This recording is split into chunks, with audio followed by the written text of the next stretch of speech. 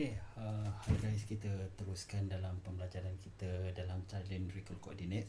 So kalau kita nak ubah daripada Cartesian coordinates ke cylindrical coordinates, so of course kita akan ada conversion formula. Okay, conversion formula ada beberapa conversion formula yang sangat penting dalam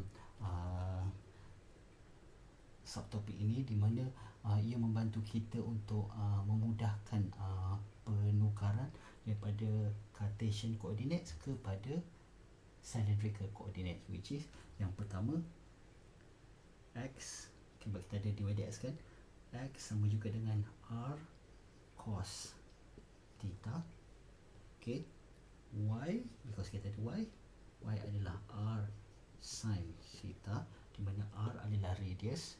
Okay, kemudian kita perlu tahu bahawa kita ada x, kita ada y, dan juga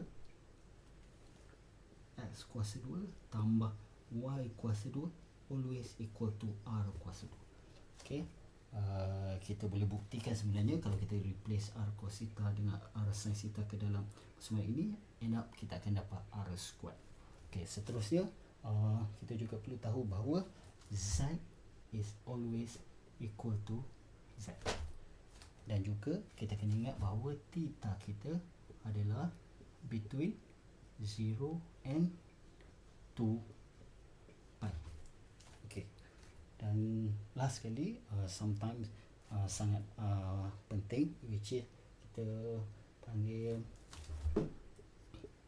tangent theta sama juga dengan y over x. So ingat bear in mind, ini adalah 6 formula penting,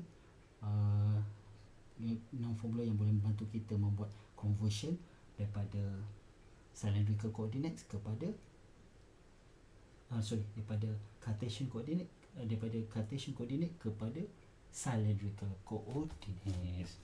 Okey, cukup dulu.